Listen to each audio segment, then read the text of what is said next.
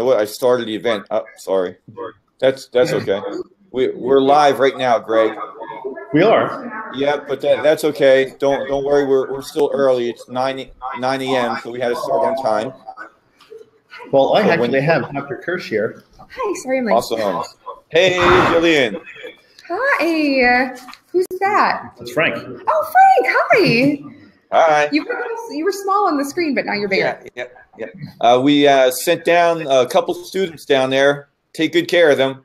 I just saw one at orientation this week, and I welcomed him like I should, so no worries. Yep.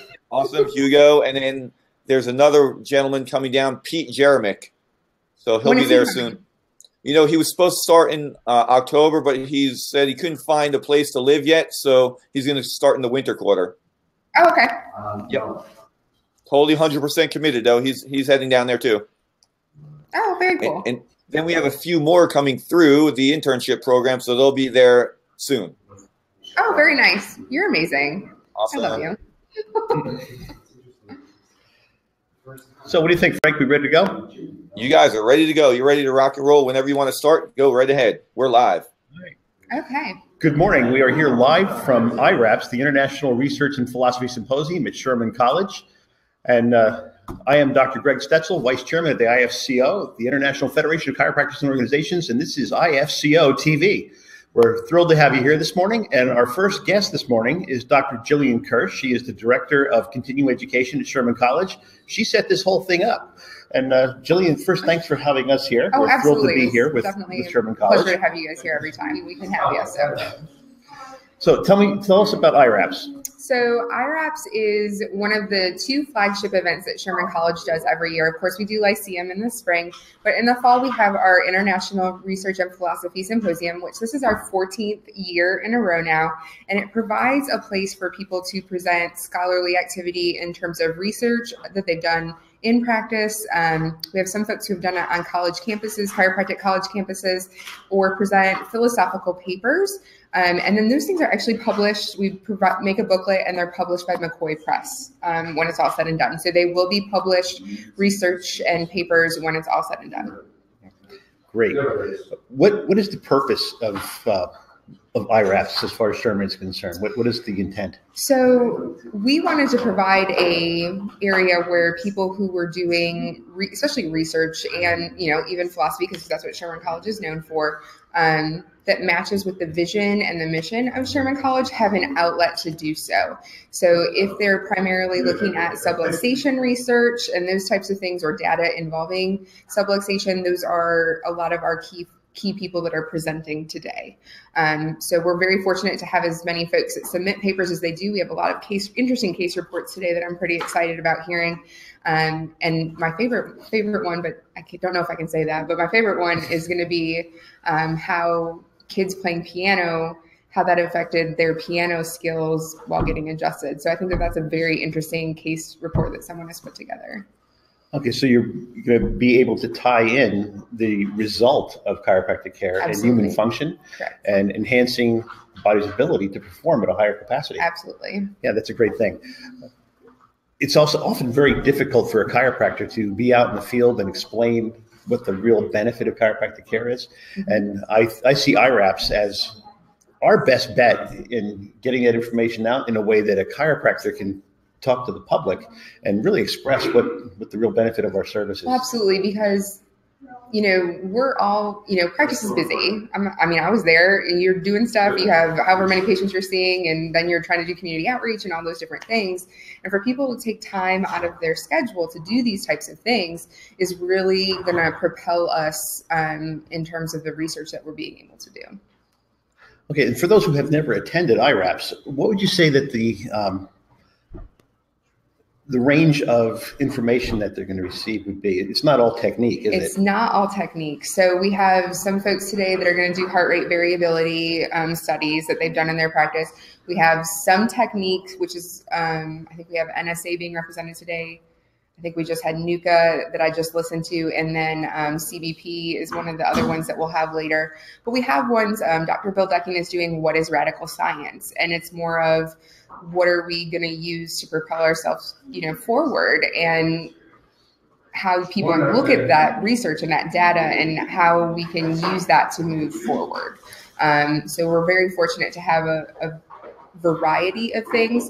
Dr. Sarah Hawk is in there right now. I just did her introduction. She's talking about research that she's done in the clinic, in our clinic at Sherman College with interns, which is vastly different than doing it in a private practice setting, because now there's an intermediary between the patient and the case doctor. You have an intern, and sometimes that intern can change over time if the patient has several interns over the term of their study. Mm-hmm. So what she's talking about in there, I had a sneak peek of her presentation yesterday, but what she's talking about is really interesting, and how different that is in an academic setting, and how the educational institutions and colleges can use larger data groups and things of that to give, it's more than just a case report where it's one patient. They're able to use data from a vast amount of people. So it's definitely different.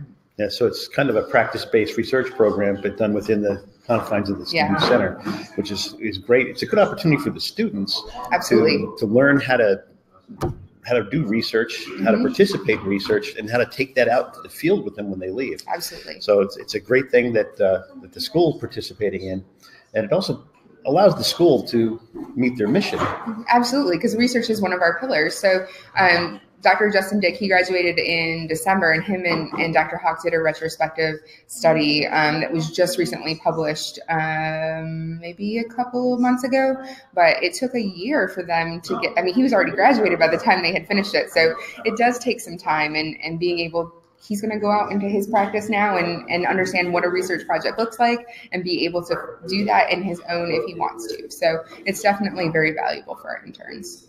Yep, and I have 2 interns at the school now. You do? So yes. When are they graduating, by the way?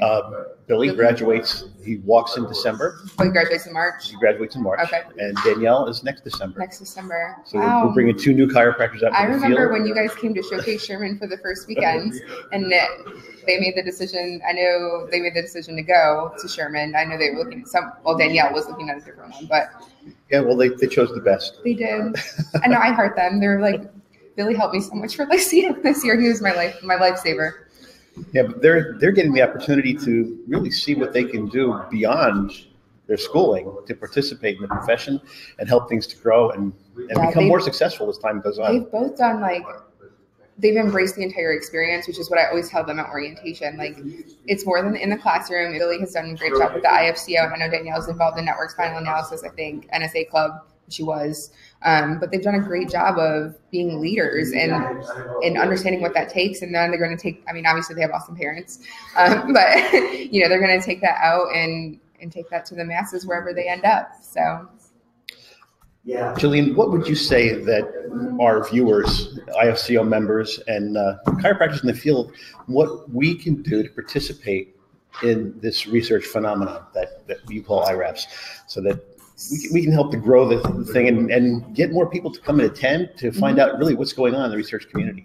I think a large part of that is, so each year we know that we have this program, right? And we put out a call for abstracts. So that's when, you can start formulating your ideas. If you want to start a research project and gather the data, you can always reach out. At least Sherman College, we have an entire research department. And so you can reach out to our director of research and be like, okay, this is a study I want to do.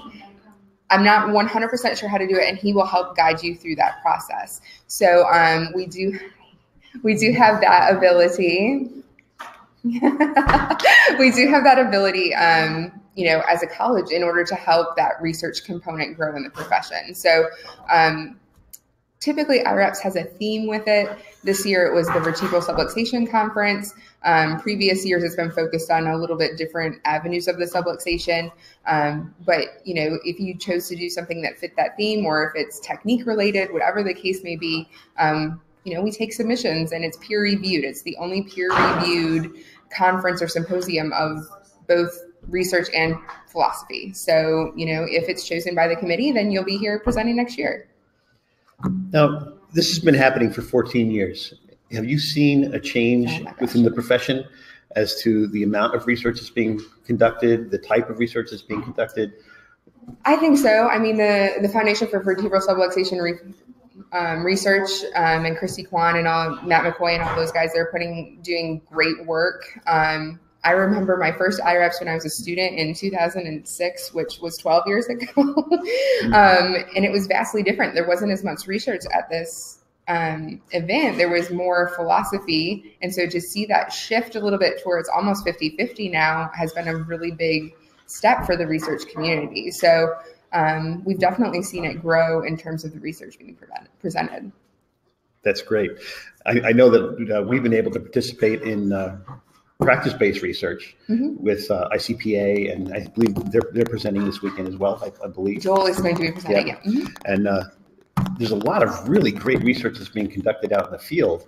And what our viewers need to know is that they have the opportunity to participate, and they can get involved in their practices without leaving, just to collect information. It's just the data. Yeah, get the data in and allow the researchers to take that data and formulate and show what the results are. Yeah. And it's a great opportunity, and we really hope that more people take advantage of it.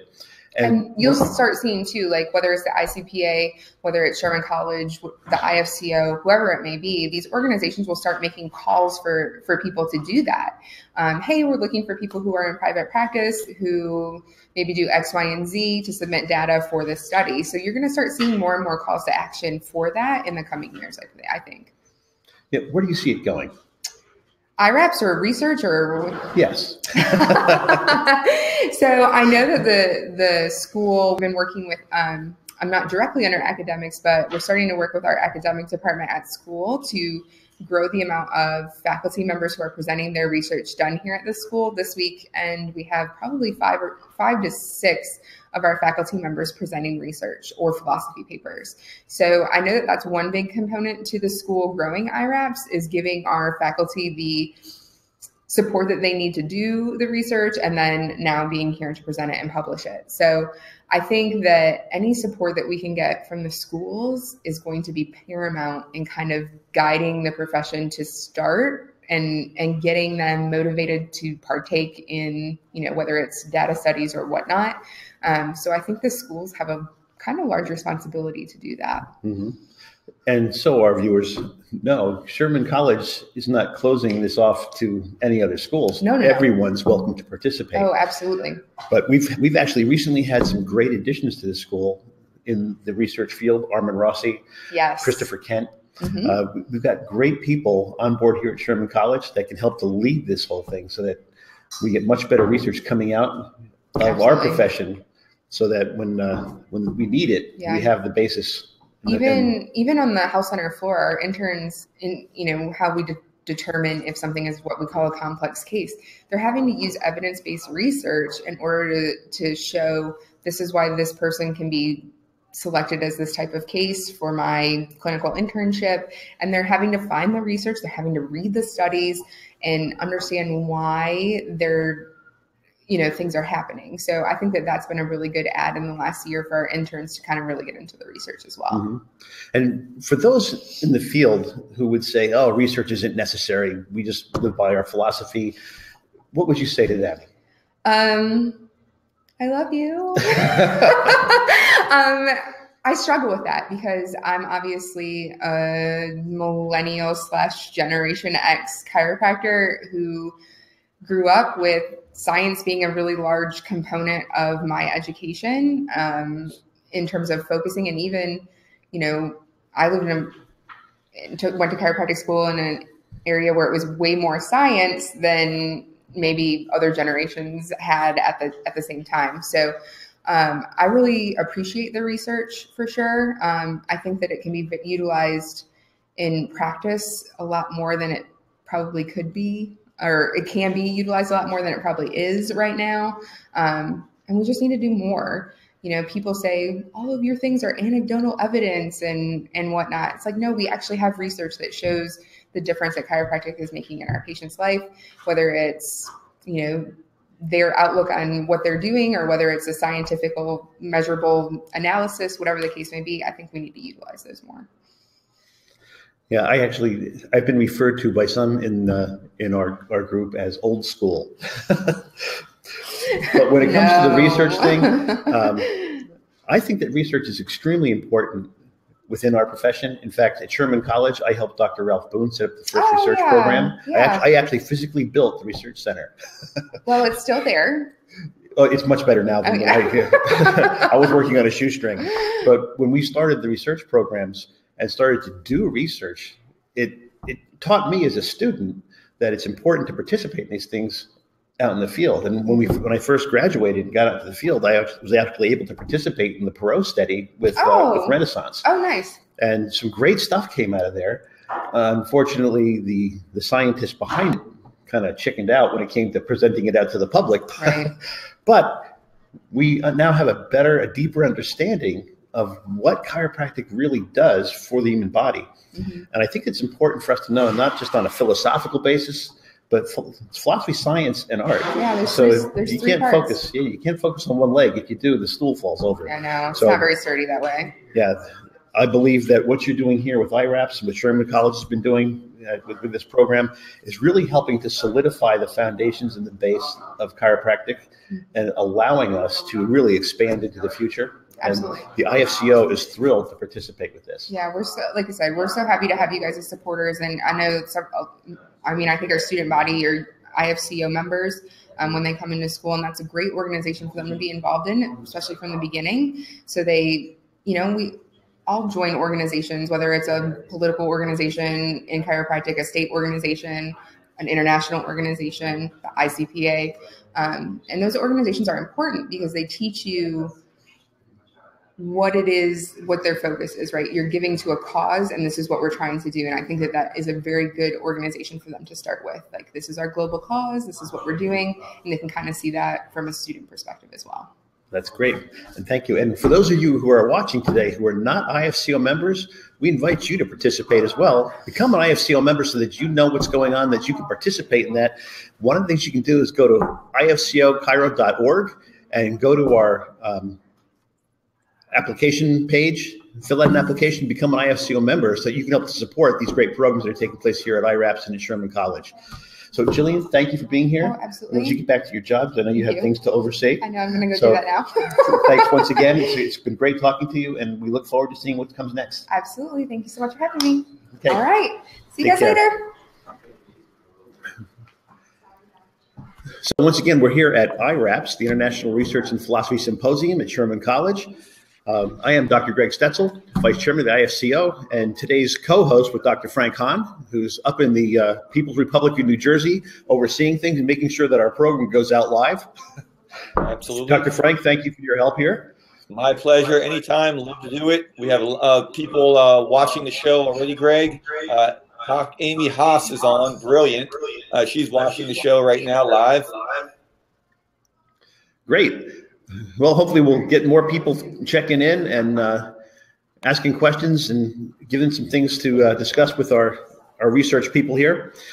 For those that would like to participate in research, there are actually a lot of opportunities out in the field.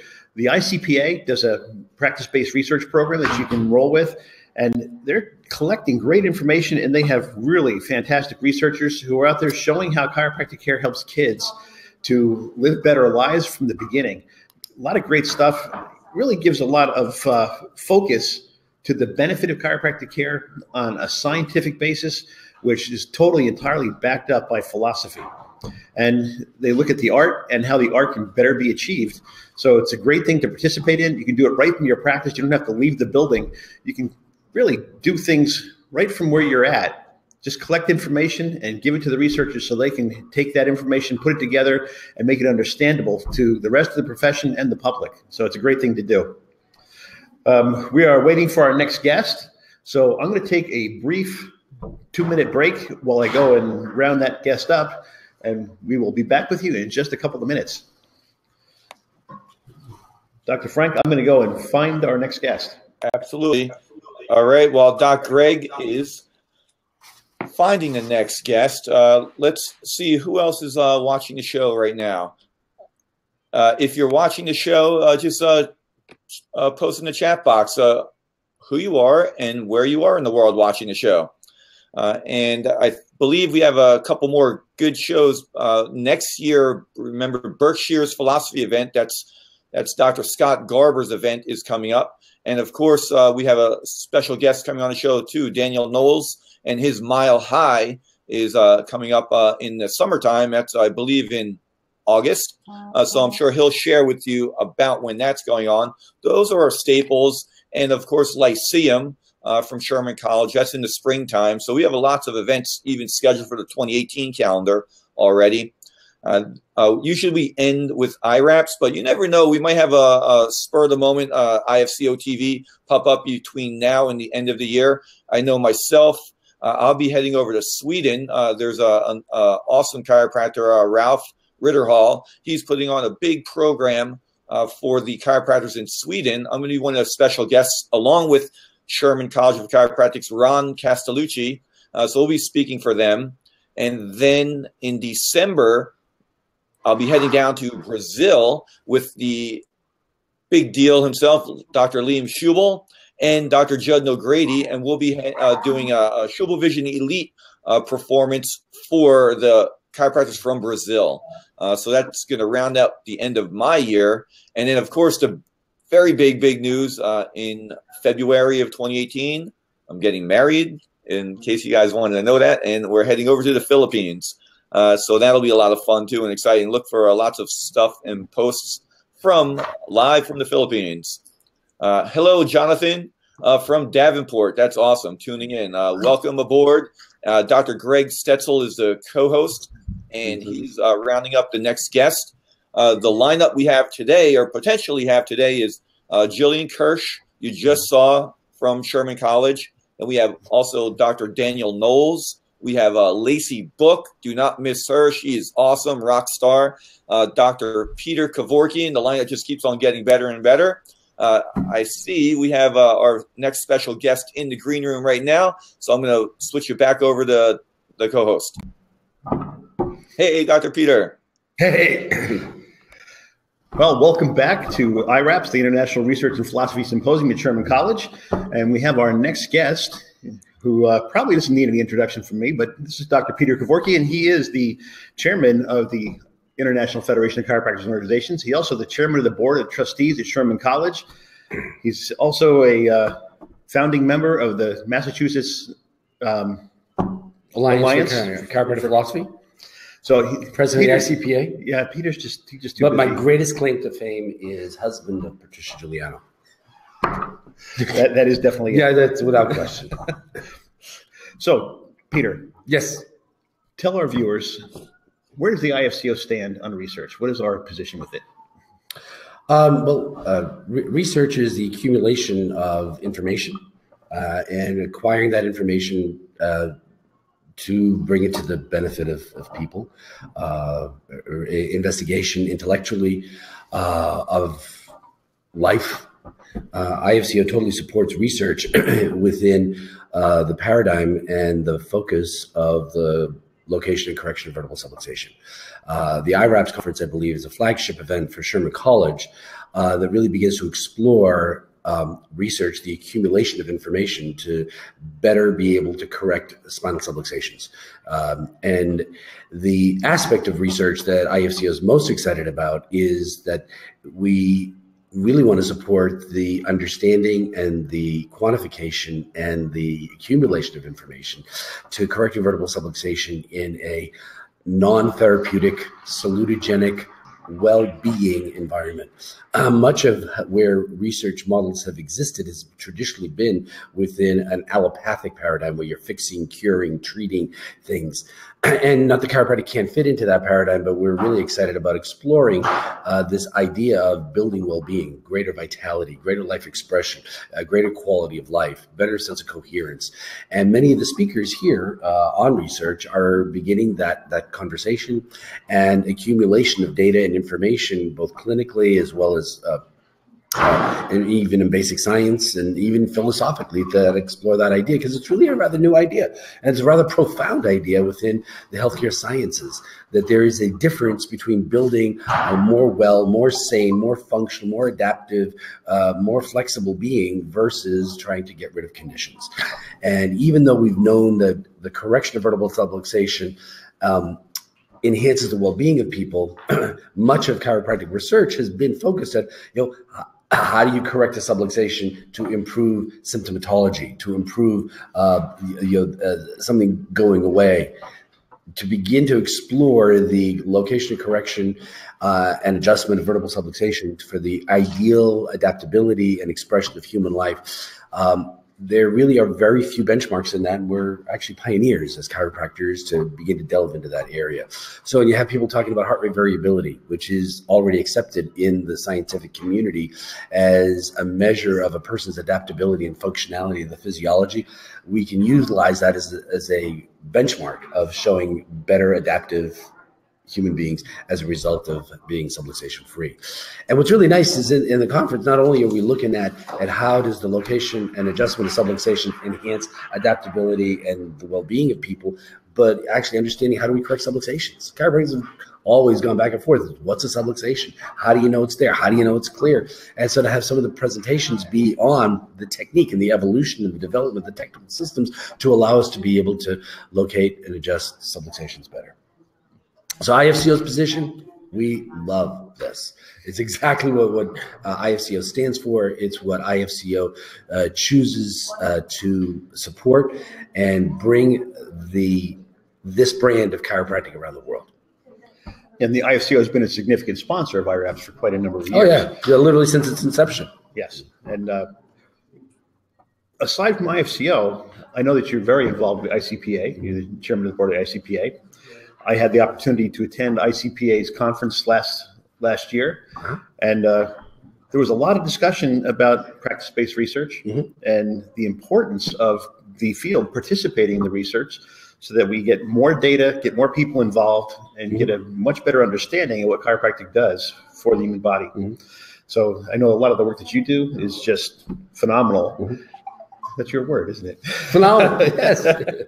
Well, the ICPA has integrated within its certification program that chiropractors do 2 practice-based research network, PBRN, projects in order to get their certification. So the ICPA totally supports chiropractors in engaging in research to accumulate data to be able to publish findings relative to chiropractic subluxation correction within a salutogenic / non-therapeutic model of chiropractic practice. Our research director, Joel Alcantara, is actually one of the presenters here at the IRAPS conference. ICPA is a leader in family and pediatric care. The training and certification program for the ICPA is on the cutting edge of chiropractic practice within that paradigm. And the research that we're accumulating within that mode of practice is astronomical. As a matter of fact, Joel Alcantara, our research director, goes to a number of conferences outside of our profession, within the healthcare circles, medical circles, and as he presents his papers and shows the data that's accumulated, most other professions, allied health as well as traditional medicine, are blown away by the amount of data that we've been able to collect within the last 10 years within our practice-based research network. PBRNs are not difficult. There are protocols that are established by the federal government when you're going to establish research in your chiropractic office. Not difficult, but just to know what the legalities are. The PBRN programs are made very systematized and very easy to follow for a practitioner. You don't need to be a computer geek to be able to do it, nor do you need to be a research scientist to do it. You can be a clinician. We've done 3 studies within my practice on chiropractic research, and we have a very busy, very, very vital practice. And to be able to incorporate even within that practice research, when I first looked at it, I said, we don't have the time to do it. It's not hard to do. any practice anywhere can engage in PBRNs. For more information, you can contact the ICPA and engage within that process. You don't need to be enrolled in the certification program to do that. We have included it within our certification program, but anybody can do a PBRN. The information is on our website and available if people want more information on that. Yeah, and the biggest thing with credentialing with the PBRN is that they just want to make sure that you're going to watch out for patient safety. Absolutely, and which we all do anyway. Yeah. So chiropractic is really a natural for research in the office, and the information that we gather just really puts us way ahead of many of the other professions, because we're actually able to prove that the human body's able to take care of itself and to express life better when you remove interference. Yeah, there are a number of studies that have been published that show the efficacy and effectiveness of many aspects of chiropractic protocol, both in pediatric care as well as in pregnancy, as well as building a well-being, quality of life improvement in people's lives. Many of the research articles that have been published are available on the ICPA website. If you go to ICPA4kids.com and go to research, there's loads and loads and loads and loads of information there. And with any luck, we can get Dr. Armin Rossi to come on the program and talk to us about his. That's what you get for hanging around, Armin. Dr. Armin, want to join us?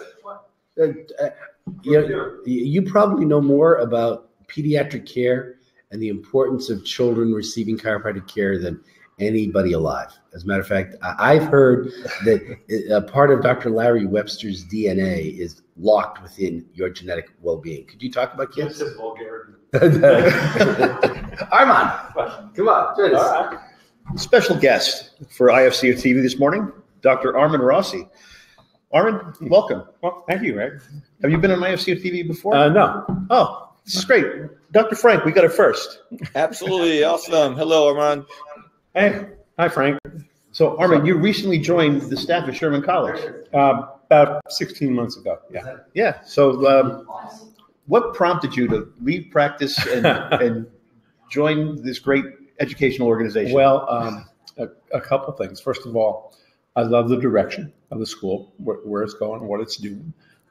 Secondly, my wife and I were ready to change. We were living in Florida. I was practicing there, and she was retiring from her work as an administrator at Florida Atlantic University. And so nothing better than to be up here with an organization that's moving in what I feel is the right direction, and also looking at being closer to our kids and grandkids as well. And it's a beautiful place, a beautiful thing for us. So what is it that you're doing with Sherman? What's your post? I'm the Dean of Clinical Sciences. What that means is I oversee some of the faculty, some of the educational aspects of the chiropractic sciences there. In the clinic, I'm not the clinic director, but what I am is I oversee the educational portion of the clinic, where we have another person, Christy Shepard, who's the Dean of Clinic Outreach and Operations. She takes care of the everyday running of the clinic. That's basically what I do. So it's a very challenging for me, not coming from administration in the past, or limited administration, and coming from practice into this type of atmosphere is different. It's challenging, but it's very rewarding as well. Mm-hmm. Now, you've been very involved in your professional life in pediatric chiropractic. Yes, I have.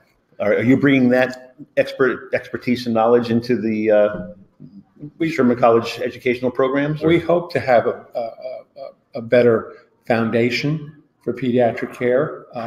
We hope to increase that. And I have some goals, ultimately, personal goals that we're hoping that we can implement. One is to have a division of the health center be a wonderful pediatric clinic. And that, in other words, a world class where people can come from out of the country, out of town, stay for a couple of weeks, have their kids evaluated, checked, recommendations made, back to their hometown chiropractor or whatever, and that type of thing. That's a goal, hopefully, to see come about by 2023. That's great. So in the mold of the B.J. Palmer Chiropractic Clinic, and exactly. Gonstead Clinic, where you're bringing people in from all over the world to take care of them and give them chiropractic care. Exactly. And I think the fun part for me is that in 1961, when I was 11 years old, I was a patient at the B.J. Palmer Clinic myself in Davenport. You know, I remember a lot there. And so bringing a clinic like that to Sherman College, hopefully, where we can have distance learning, where we can have guest lectures. I have a lot of friends who are in the ICPA, of course, as I am, and bring guest lectures to the school for distance learning, make it an epicenter for pediatric care.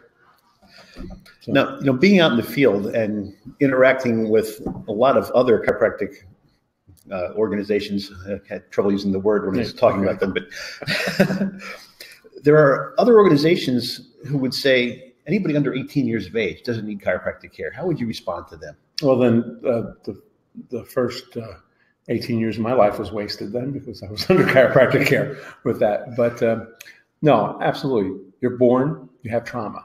You have a spine, you have the potential for having subluxation. Why shouldn't they be checked? And not because of any symptom or anything like that, because it is the right thing to do. It's a salutogenic care, creation of health, keeping away any interference, which allows them to express their full potential. That's the key thing. Not treating problems. I mean, you know, people may come in with problems, but we're not treating the problems. We're making sure they express their full potential. And that full potential will hopefully take care of whatever problems that they have. And if not, at least make them the best they can be. Yeah, I've met a number of chiropractors who have a lot of, I don't want to say fear, but apprehension about working on a child's spine. Mm-hmm. What can they do to become more comfortable with the application of their? I think if they start taking the pediatric certification course by the ICPA, that would get completely over the fear. One of my jobs in my particular module is to overcome fear, because I've noticed in the very beginning when I went out. This is when Larry Webster was still alive, and I did some of the modules back then. I'd go to a town which didn't particularly have a chiropractic college there, and we'd have 20, 25 people in the class, and 20 of them who've been in practice for over 10 years have never touched a child, and they're afraid to do that. And they got to get over that. And once they see the simplicity of, and I try to make it simple, of how to check, correct subluxations and care for a child, once they see the simplicity and the beauty of that and the fun of that, they usually get over their fear pretty fast. Oh, yeah, I know that the best part of our day is when the big family with 6 kids comes in, and it's everything from one being carried to, up to the 12 or 14 or 15-year-old, and the change in their lives is just incredible. So it is. And to know that you can play a part in that by just putting your hands on them and correcting subluxation is great. It's totally amazing, totally wonderful. It's a blessing.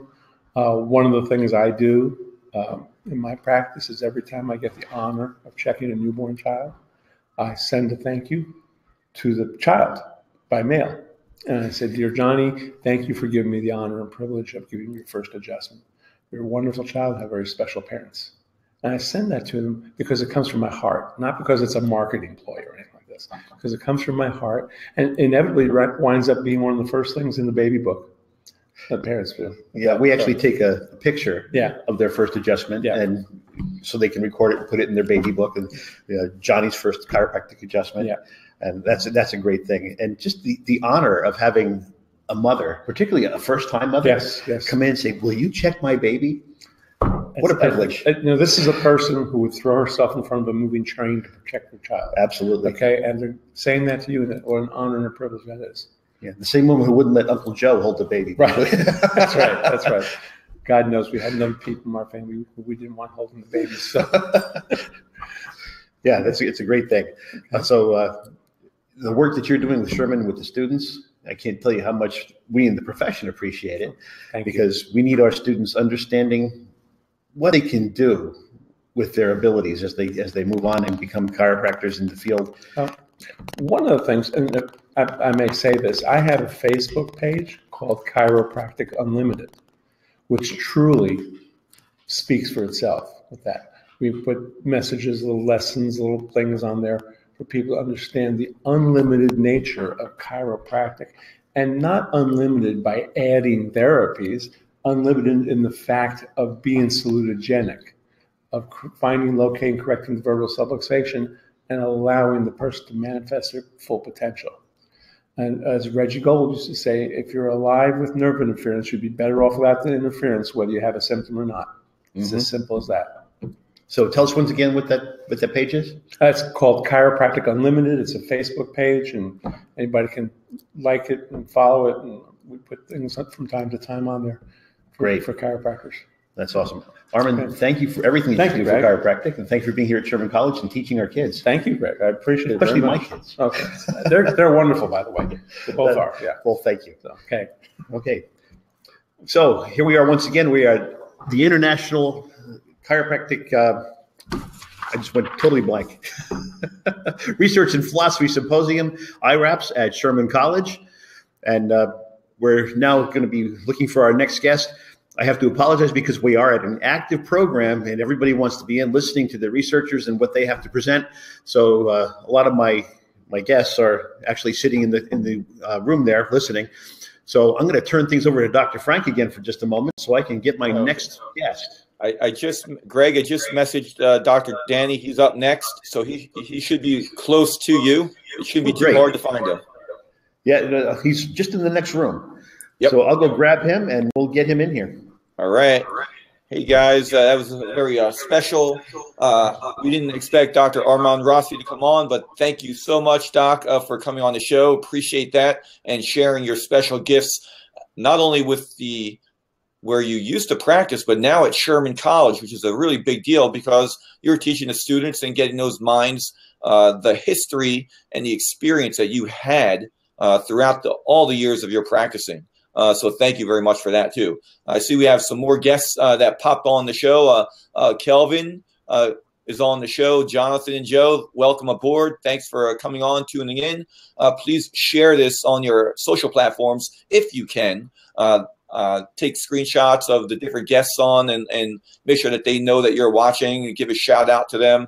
If you want to do any chatting at all with our special guests, just type it in the chat box and I'll be glad to ask that question for you. Or if you just have any special comments, you thought something was pretty cool that the speaker and guest said. I see Doc Greg Stetzel is back on. Let me pull up the screen. All right, Greg. So what do you think so far of IRAPS? Give us a little update on that. Well, the program just began, and actually I've been out in the hall the entire time because I'm doing the IFCO TV program, and we can't be in the room because we'd be very interruptive. You know, some of the biggest breakthroughs that come through for people are when it happens out in the hallway. You get great information from the platforms, but then at different events that I go to, many times I'll be chit-chatting with somebody out in the hallway, just asking them questions. You have so many brilliant minds there. Yeah, well, Dr. Frank, at the IRAPS program, the people here are really serious about the information they came to hear, so they're in the room, which is why I'm having such a difficult time getting my interviewees to come out and sit down and talk to us. Who's up next, Greg? Dr. Danny Knowles should be coming out any moment. Awesome. Hopefully he didn't eat too many Krispy Kreme donuts. Well, you know, that's what he does at Sherman College. Yes, down at Sherman College. You can't keep him away from Krispy Kreme. All right. Hey, so Greg, we have a few people watching the show. We have Doc Amy Haas. I don't know Kelvin's last name, Jonathan and Joe, but they're all watching the show and enjoying. So make sure you give a little reference out to them too. If they have anything to share, I told them to hit us up in the chat box, and we'll ask the guest coming up. I know we have Lacey Book scheduled too. I just sent her out a Facebook message as a reminder as well. Who's coming up, you or Simon? They're 10 o'clock. I just want 10 o'clock. Okay. Frank, we have a surprise guest. Awesome. Love surprises on IFCO TV, Greg. We have chiropractics historian, Dr. Simon Senzen. Oh, my goodness. Awesome. Hello, brother. How's it going? Welcome to IFCO TV. Thank you. Are you a first-time guest? You've been on before. First-time guest. I've made some kind of little appearances, like stuck my head in, Oh, now it's official. Yeah, now we're official. So Frank, this is my second.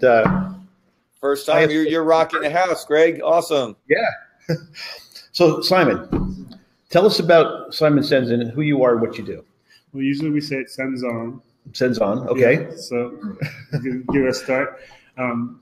So my main focus lately has been the Institute Chiropractic, where we've got about 80 hours of content up of my lectures, some Tom Gilardi lectures, some interviews with Irene and Tom, and I've just been doing interviews with lots of different chiropractors, like a full spectrum. So I even did one with Joseph Howe, who was one of the first doc bars in radiology.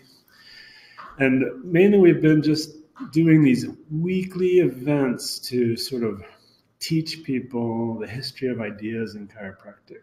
Like the real goal is to establish an online space where people could come and learn just the full spectrum of chiropractic ideas, from D.D. Palmer to his students to their students to how we got into the mess today. Yes, we were discussing the mess last night in the lounge, and one of the things that a lot of us more seasoned chiropractors have noticed is that when we were coming up through school and early in practice, that there were a lot of people that we looked up to in the profession that, you know, you sat at the feet of giants and you learned from them. Right. Where do you see that headed today?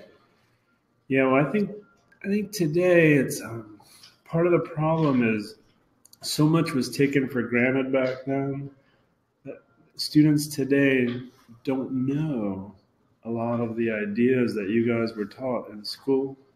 So to me, sitting at the feet of giants is really, we really need to almost go back to square one and learn what those guys were saying.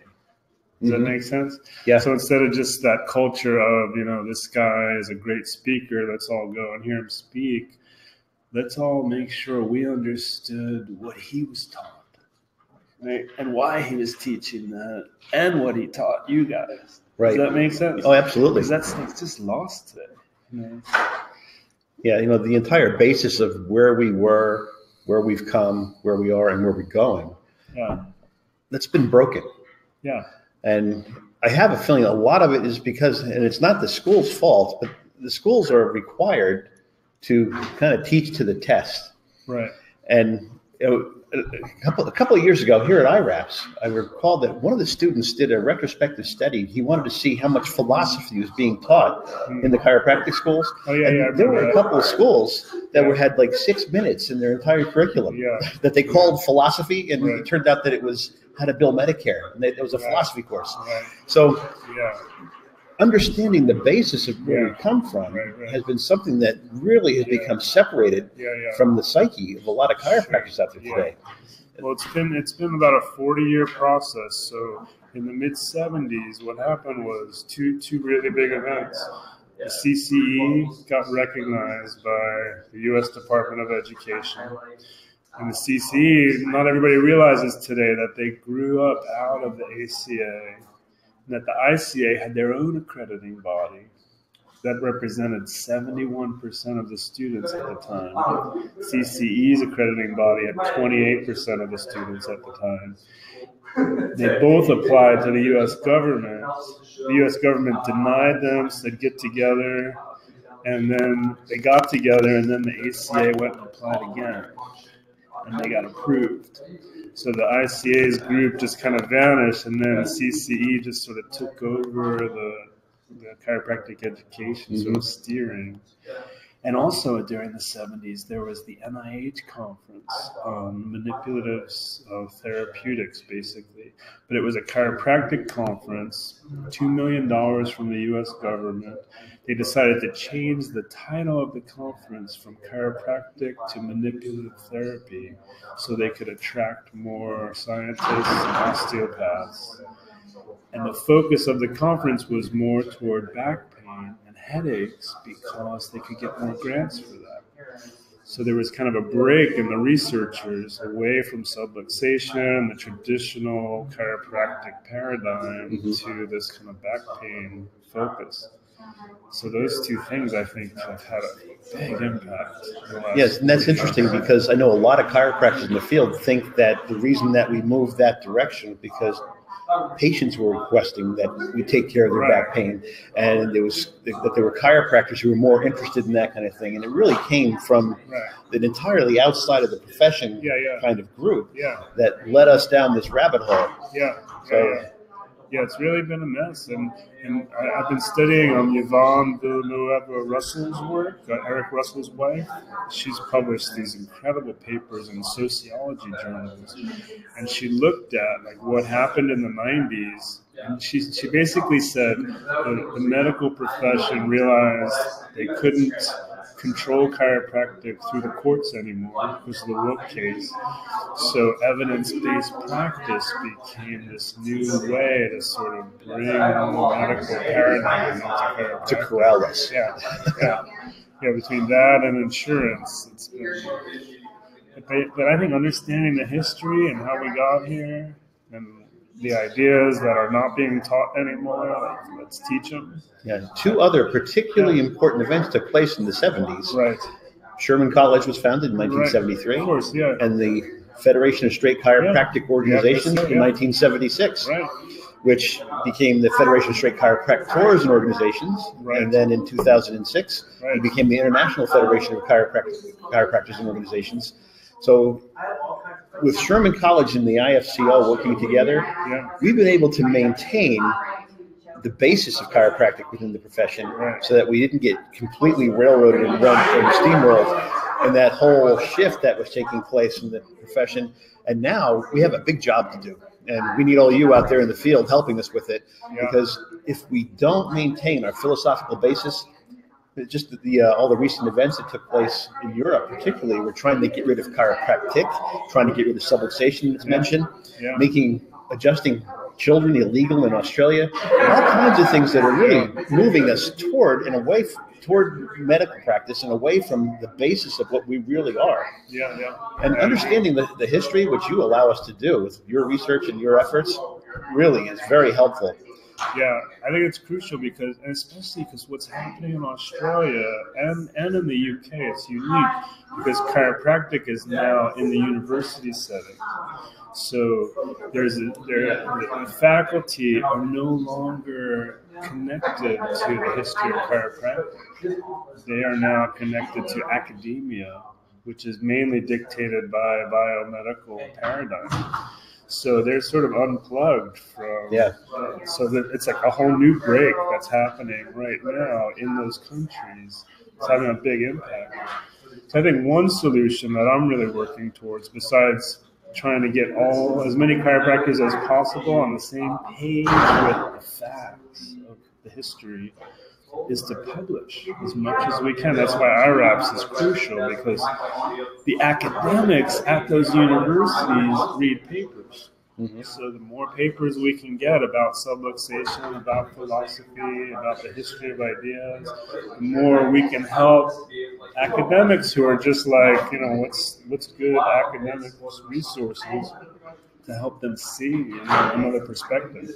Yeah, it's sad, but every year we move further and further away from our roots, from our foundation. I mean, how many chiropractors are out there now who remember who B.J. Palmer was? But not in a historical sense. They actually knew him.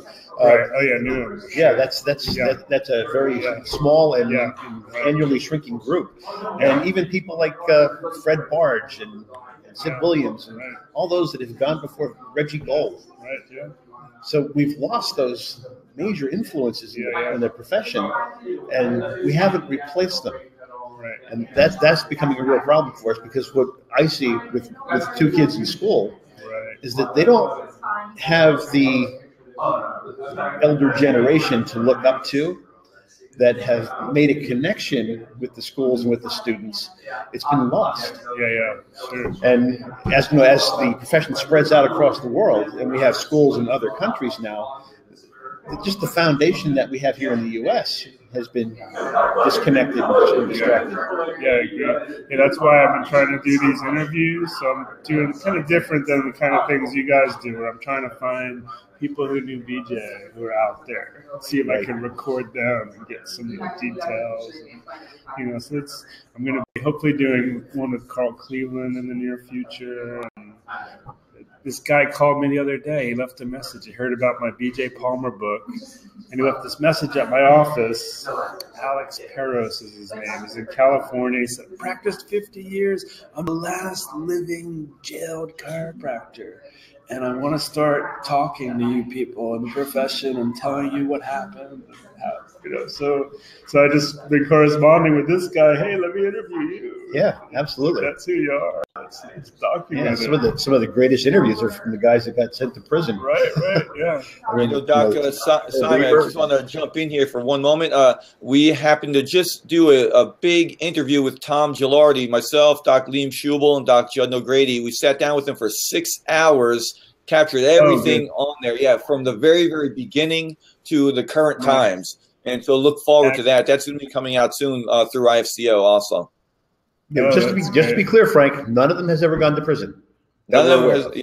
But Tom Gilardi. You don't know what happened in South America, though, Liam. Yeah. Tom Gilardi did work with BJ a bit, or had experiences with BJ and chatted with him, and went to school at Palmer while he was there. So that was pretty awesome to hear some of those remarkable stories, and they all got brought out in the interview. Yeah. Yeah. But he did tell me once about that one talk he had with BJ in the hall. Yeah, like can I talk to you? No. Yes. Yeah. No. Yeah. Exactly right. That came out in the interview too. Yes. Exactly right. That was so fun. And his experience with Lyle Sherman. So he brought that whole story up to speed. How that came about. How he went from New York down to South Carolina. So it was amazing interviews. So hopefully we'll get that out there, and everybody will hear it. Yeah. But yeah, more of those. Do more of those for sure. Yeah, I said don't give away the whole interview here today. Well, it's 6 hours, so yeah. So we're going to be putting it out in drips and drabs, a little bit here, a little bit there. So it's a really good one. We're going to be doing more of those interviews too. So maybe we can collaborate together. Yeah, happy to. Awesome. There's some more people watching the show. They're just digging all the stuff that you were talking about, Simon. So they're watching from all different parts of literally the world. So this is fun. This is a great show to just share. So if you can also share some more about what your details are to contact you, and also where can they go to get more information about what you're representing? That's my next question. All right. Awesome, Greg. Yeah, I'm in the midst right now of I've had a website for years called philosophyofchiropractic.com, which has just been a resource mainly. So right now I'm merging that into my institutechiro.com site. So you can get on there, and that's going to be growing. You'll get more and more content. My blog is going to move there. So if you want to become a member of the Institute Chiro, and it's a monthly membership, and people get updates every week. I do these little 20-minute just kind of rants every week. We call them weekly ticks. And then I put out some of my lectures each week. So right now there's 26 hours of CE credits people could get. And then there's about 90 hours of content on there, from my lectures on the history of ideas in chiropractic to other interviews and things that I was mentioning earlier. Then there's a whole social network. So institutechiro.com is the best place to reach me. And you can get me on Facebook pretty easily if people have questions. We did have one question. Eric's wife's name was? Yvonne Villanueva Russell. And she's a dean at Texas A&M University in the sociology department. And there's a new paper that just came out in the journal Sociology, the Science and Sociology of Medicine, I think is the title of the journal. It came out in August, and it's by a sociologist in Australia who interviewed chiropractors at schools in the UK and Australia, 23 chiropractors, and she references Yvonne's papers, and it's a very interesting paper, but it's got a lot of problems to it. There's a great blog about it that just came out, Nimrod Wiener's blog, which you can read, And I'm also working on a critique right now of the paper, because I think one of the things we need to do, and one of my goals, is to have people know enough of the literature and know enough of the facts of the history of ideas that when these papers come out, we can all respond en masse. We can write letters to the editors. We can write articles. We can write blogs and explain how some of these subluxation deniers are just full of it. And a lot of times they are, and a lot of times their references don't match up, and a lot of their arguments are kind of sitting on sand. So I think the more we all have the same knowledge base, the more we can start really pushing back in the literature about some of the stuff that just is Simon, that's us. why I am personally so excited to have you on our team, because I am definitely a Cliff Notes type guy when it comes to all that stuff. That's why I do it. Yeah. So to have you there and putting this all together for us and making sense of it and letting us know when it's time to respond is just extremely valuable for the profession. So thank you. Yeah. All right. We're thrilled to have you here on IFCO TV today. So I need to renew my membership. So I should probably do that today, huh? Yeah, you can do that. In fact, Emily's running around here somewhere. We'll hook you up with Emily. You can do it right online. In fact, if any of you want to sign up online, you go to ifcocchiro.org and go right to the membership page, fill out an application, and get yourself re-enrolled if you've let your membership lapse, or join IFCO and become part of the problem. That's good. Thanks, guys. A disruptor. That's good. Thank you. Yeah. So we have our next guest standing in the queue, ready to join us.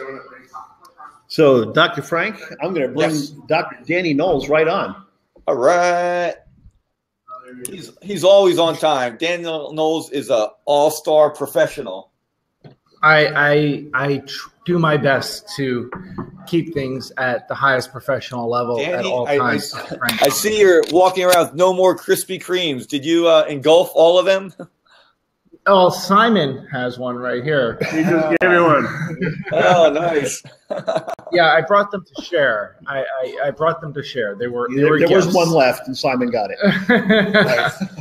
But I'm grateful to be on IFCO TV because I am the most frequent guest in the history of IFCO TV, and I want to make sure I stay way ahead of the curve so no one can ever take that. No, because he's host. It doesn't count. I'm the most frequent guest. How many am I up to, Dr. Frank? About 872 appearances. See, there you go. All right, so we'll keep this one short for the viewers out there. We're getting bored with Dr. Dan. So, how are you doing today? I'm doing awesome. Just one short message. We are here from the International Research and Philosophy Symposium at Sherman College with our next guest, Dr. Danny Knowles, who many of you are familiar with. Dr. Knowles is very accomplished. He's also the founder and creator of Mile High Chiro. So, Danny, tell us about what you got going on these days. What do I have going on these days is full tilt tick. I have full tilt tick. Love it. Going on all the time. I'm actually really grateful to be here.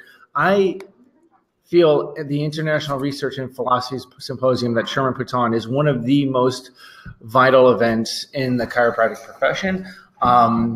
There is nothing else like it. I'm grateful to be presenting at it today, and I presented at it. I think this is the fourth or fifth time that I presented at it a paper. I'm presenting a paper on network spinal analysis and heart rate variability that we published through McCoy. Well, we're going to be publishing through McCoy Press shortly. So, however, what I want to say about IRAPS is, as it's Sherman College's program, it's like nothing else in chiropractic. And think about this, a program where at it, people are presenting scholarly academic papers about subluxation relative to philosophical academics or research academics and sharing that. There's nothing, sadly, this is the only thing like that in chiropractic, and there shouldn't be. There should be 20 things like this, but there's only one. And it is one of my favorite events each year to hear all the presentations of people's ideas. Some of them are new, many of them are new leading things, or even delving deeper, like some of Simon's that we've seen at IRAS, are delving deeper into historical things that people didn't know. And it's an incredible program. So the research that you're conducting, I believe it's network-based, correct? Yeah. what is it you're finding that you're bringing to the research community that is so important and vital to the profession? You know, here's what has to happen for all approaches, and it's a great question. There's a lot of people that have a lot of really big passion for their technique, whether it be Thompson, Gonstead, or upper cervical, or CPP, or whatever. And we will, you know, bang our drum about our technique and approach because we're passionate about it and we think it's the best thing. And as Reggie used to say, of course, you know, whose technique is best? Well, the one that I do, because I wouldn't, if I didn't think it was the best, I wouldn't do it, right? That was his answer to that question, right? And that's the truth. You're going to do a particular technique, approach, analysis protocol. For some reason, you think it's the best. But we all have a lot of these opinions without evidence for it. And so one of the things that, and doing network spinal analysis, is continuing to build a body of evidence for that work. And I've done that with a couple papers, case studies. So case studies are kind of small. It's not a huge thing in the research world, but it's part of the body of evidence. So I've done case studies on X-ray changes, on scoliosis, on cervical curve changes. And that's actually really landmark because there's very little published papers, if any other than mine, that showed a low force application without any kind of tractioning or devices that actually had a structural curve change in the curve or in any way. So that is landmark, and that's part of that body of evidence. It's not the be all and end all of the body of evidence, but something that you need to continue to do. And people need to do that for everything. I want people to do that for upper cervical and for TRT and all kinds of things. Not that a curve is equivalent to a subluxation by any means, but it's part of the body of evidence that you see structural anatomical changes as a result of a chiropractic force application. And this one is showing that not structure, but physiological changes in terms of heart rate variability, particularly in males, and particularly in males that had low initial scores. So that's important. There's other things that I think the biggest thing that's done in the approach that we do is they have a paper that was published that is a big deal, kind of like Liam Schubel, but a lot bigger. And this was about coherence, and that actually demonstrating that the work we do demonstrated coherence developing in the nervous system. Now you think coherence, what does that have to do with chiropractic? It has everything to do with chiropractic. The principle of chiropractic is that there is increased organization. If you look at the Triune of Life, Reggie Gold's treatise, which is one of my favorite writings in chiropractic, if not the favorite, but definitely in the top three, he talks about, you know, the triunity of intelligence, force, and matter, that ultimately the reason for that is showing that the person's body is getting to an increased organization or a maximal level of organization. If you can show that there's coherence in the nervous system developing, that's tremendous. It means that there's, you know, greater level of organization. And think coherence, I think the opposite of coherence is interference. So, you know, that's the essence of what we do. And I don't know of many things that have published anything relative to chiropractic demonstrating coherence. So that's actually the thing that I'm most excited about relative to body of research. Yeah, one of the great things I see coming from IRAPS, is that there are so many different technique people that come to show how their technique works, how they're getting spectacular results in practice. And I think back to Joe Felicia and speaking with him and having him discuss technique, and what he always said was all techniques work. And what you have to do is utilize a technique that works best through your abilities. So I could try to practice the way you practice and not get the same result you do because it doesn't fit my abilities. Gotcha. But chiropractic works, and that's really the key. And when we're able to show that with the research, and with you doing research and all these other people doing the research on their techniques, it allows everyone in the profession to find the way that they can give the best service to humanity. Yeah, absolutely. And one of the things that has to change, one of the things that has burned me up for years in chiropractic and angers me and irritates me and I think needs to die and end, is holier than thou technique discussions. You know, I'm better than yours better than mine, you're bad, you don't have evidence, yours is not chiropractic, like that kind of stuff. the way the chiropractic profession is, especially the subluxation-centered, adjustment-focused aspect of the profession is so challenged right now. We need to be on the same team and realize that together we accomplish more. And so one of the things that IRAPS is, just like what you just said, is there's a collaborative energy. There's a collaborative sense and here to learn rather than prove or disprove or say you're wrong. And we can all grow and learn from people that do different techniques. And for example, I'm presenting a thing on heart rate variability. My friend Amy Haas has a paper coming out in December on heart rate variability. And she does a completely different approach than me. But she's focused on adjustment and subluxation, a different way, different protocol. But she saw similar results in terms of heart rate variability change. And we need to see that from like 10 other techniques, right, to build a body of evidence, and that every paper that gets published lifts up all of chiropractic rather than, oh, it lifts up upper cervical work. We need to see it as it lifts up all of chiropractic. Yeah, and one of the things I would say to our students who are listening in today, when you're in school, learn as much as you can about as many different techniques as possible. One of my favorite conversations with a student is when they say, so what technique do you practice? And my answer is usually, well, I practice Greg's technique. Yeah. What's that? No. And I learned from Donnie 25 years ago that, the whole basis of network was taking all the techniques and finding the best parts of them and bringing them all together into one system that you utilize, so that network isn't just a specific technique. It's a conglomeration of the best things in chiropractic that work in unison and in harmony. And when you're in practice, the thing that you do is you create what works best so that you can give that person in front of you the best service possible. And for me, that happens to be whatever technique I'm using at any particular time. And it could be HIO, it could be CBP, it could be a little bit of Gonstead, it could be some Thompson. Everything comes together so that you give a package that creates the result that you're looking to achieve. Absolutely. Absolutely. Well, we talk about it as artistry, right? So chiropractic, the adjusting part, is the art part of the philosophy, science, and art. And so here's the thing about, if you think artistry, one of the things I first think of is painting. And so a painter is kind of a palette, and they may use different types of brush strokes, different colors, different styles of painting. And the more skilled they are, the more they can have a wider range of use of that palette versus they only have one style. But then using again, the roller. Yeah. And then there's people that, have there's only one style of painting, and that's not a problem. They may be peak performers in that one style of painting, and that's great. One of the things, for example, is for example, network is, I really feel it's like a conglomeration of many different aspects of that palette, and putting them together in a specific sequence to get a certain result. And a lot of people do that, like you just said, in your office.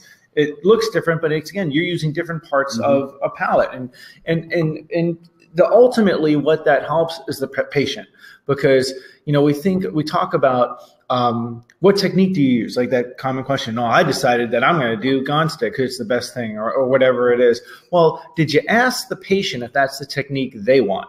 Did you ask their body, is that what they want? Or are you just thinking, I have a hammer and everybody is a nail? And I'm not trying to say that about Gonstead. I'm saying using it as a figurative example, or are you really assessing what, of all the types of forces, of all the different colors on the palette and brush strokes I can use, what's the best that I feel I can put in as a universal force that an innate can use to make an adjustment, right? Yep. And ultimately, we need to move over that. And a program like IRAPS helps us build a body of evidence and learn and get introduced to, wow, they're getting these kinds of results, and maybe I should learn more about that because I'm only here with the color blue and I don't know the rest of this palette,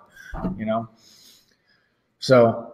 Yeah, actually, one of the things I see is the key to optimizing your technical performance is to practice it and to become proficient. Imagine that. Proficiency is really the key.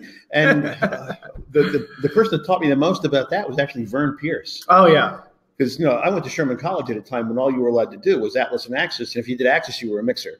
Mm-hmm. Right. So we did toggle. We learned toggle, but we learned how to be proficient at toggle. And what Vern Pierce said when I went to the fifth cervical key seminar, Right. was that the people he liked to teach his stuff most were people who were proficient at what they already did.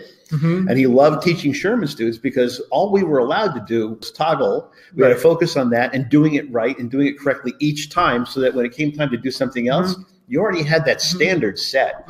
So whatever you do, be proficient at it. Yeah. And, you know, find what works best for you and practice it. And imagine that. Yeah.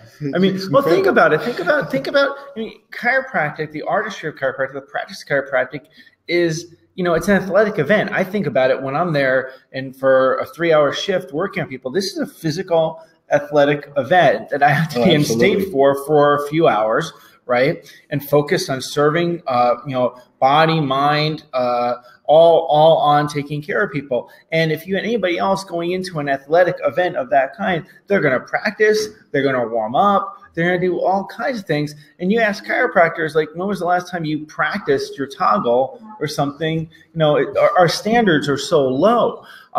Sadly, I'm not saying everybody's is, but as a group, we can raise the bar so much in terms of that. And, you know, Vern Pierce, one of the things my dad told me, he studied with Vern Pierce. I know you know that. He was one of his big influencers. But he talked about when he went to Columbia, right? And just imagine this. He went to Columbia Institute of Chiropractic, right, before his NYCC. And he said that when they were in school, they learned full spine toggle. That was the basis of Columbia technique with full spine toggle. And they would have to toggle every single segment of the spine to get an audible release. That was like part of the class. And so he said he had to learn how to get a full spine toggle audible release on a lumbar mammillary. You know, it can be done. It can be done. And, you know, but like in terms of just developing skill sets, and then you think how little, you know, artistry do we really work on in our education now? So there's so much room that people need to do that outside of the classroom, relative to becoming, you know, developing a level of mastery in your approach. And the people that ultimately that's for is not you. It's for the people that are coming in, right? You have to better yourself, not for your gain, but for the, you know, the people that need you. Yeah. You know, Doc Dan, we have Amy Haas also watching the show right now, too. Oh, really? Yep. I love Amy Haas. And, yeah, absolutely. So she's saying full tilt tick, love it. We're coffee buddies. And she's saying that, Danny, that was well said. Painting is about the painting, not the technique. Yes, exactly. And it's about, and painting is about the gift that you're trying to give the person by, and you want them to enjoy what you created. It's about the gift you want to give. It's not about you, right? And that's, we so lose that in chiropractic. We think it's all about us and our office and our technique and the way we do things versus it's about the person. Like we're there to serve people. We're a service-centered profession. And, you know, I love Amy. I really am in very high, hold her in very high regard because she did do a week or two long detox and actually avoided coffee for a week or two. And I you know, hats off to her for doing that. I know. I'm not even going to try it. So, you know, we have Jonathan watching the show, and he said Mile High was an awesome event. Definitely a must go for anybody. Can you share a little bit more about Mile High? Well, guess what? Next year, Amy Haas is one of our speakers next year. Nice. So we're very excited about that. I got to witness her at Berkshire's event, Scott Garber's event. Yeah. Well, because one of the things that we do with Mile High is my vision in it is that there's lots of places chiropractors can get lots of stuff. And I'm not trying to do a judgment of what you should or shouldn't do in practice. There's lots of places where you can get lasers, you can get nutrition if you're into that kind of thing. All right, whatever. There's places that you can do that. There's no shortage of it. Just like there's no shortage of places where people can get prescriptions. You can get them all kinds of places. There is a shortage of places where you can get true specific chiropractic adjustments. There's a shortage of that in the world. And there's a shortage of programs within the chiropractic profession that are solely chiropractic. That if someone says, I got to get my 10, 20, 30 CE hours, and I really just want to get information on chiropractic. There's not a lot of that. There's not a glut of it in the profession. You know, it's not like, oh, I can get that anywhere. You know, if I get CE things, I get, you know, do an elbow exam. And I guess if you're into that, that's okay. But, you know, if I want to spend an hour in a room for continuing education, I don't want that. I want to get someone like Amy Haas talking about the relationship between subluxation and heart rate variability so I can learn something about what is the focus of chiropractic. So that's part of Mile High, is that it's not all CE programs, but there's CE programs, and it's focused on information that will help people have more certainty in their care and caring for people. So that's one part of it. Then there's philosophical presentations, business presentations, and that's our thing is philosophy, vision, and strategies that you can grow, you know, deepen your philosophical understanding. You can grow your vision and improve your strategies for caring for people. And part of that is all of those. And we have team training. So it's August 16th to 19th in Colorado. It's the third weekend of August. And I actually think there's a plot against us. There is. Yeah, there is. I've decided that there's a plot against Mile High, which just makes me just dig in my heels deeper, of course, which is this. The national boards moved their national boards to the weekend that we hold Mile High. And I really think it's a strategy against us, but it's okay. We will rise up because there are people that know that Mile High is more important than their national boards, and they will just take them a different weekend. So there are some people in school that would probably disagree with that. Well, yeah, they could wait 3 months, but Mile High only happens once a year. Boards are like 6 times a year. So, you know. Doc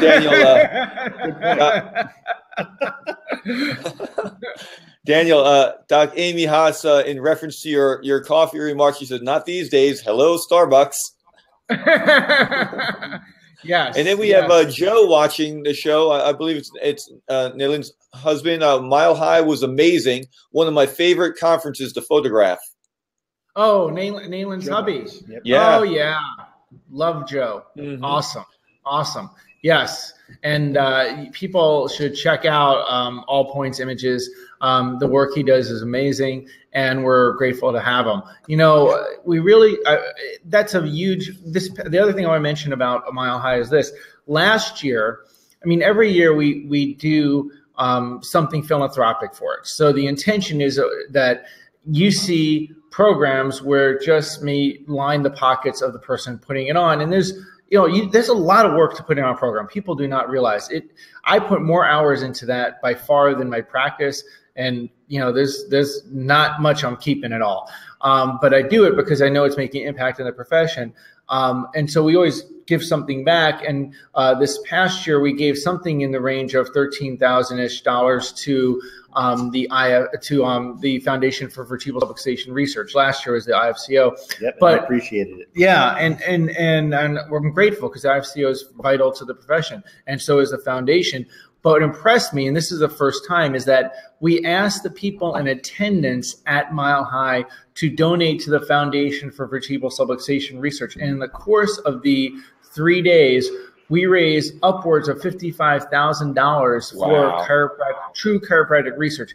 We never did that before. It's amazing. And it really is a testament to the quality of person that comes to a Mile High and their commitment to chiropractic, because I didn't do that. They did it. I mean, many of the speakers, you know, encouraged them throughout the weekend and said the importance of it. This year coming, we decided that we're going to highlight the Australian Spinal Research Foundation as what we promote and what we contribute to.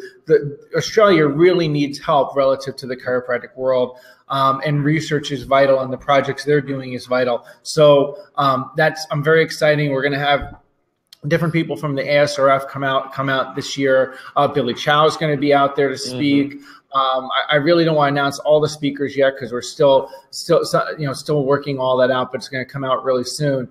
But people, you know, right now it's in pre-registration. You go to the website milehighchiro.org and grab a seat and know that you're attending a program that you're not just going to just absolutely love and enjoy being in the community, but you're also, you know, going to be giving back to chiropractic at the same time, and getting your continuing education and training your team and, all at the same time and hanging out with great people. Yeah, there's so many takeaways from that event from Mile High. It's one of my favorite every single year. Also, Danny, how about Joe, All Points Imaging, with those photos that he has of Sherman College?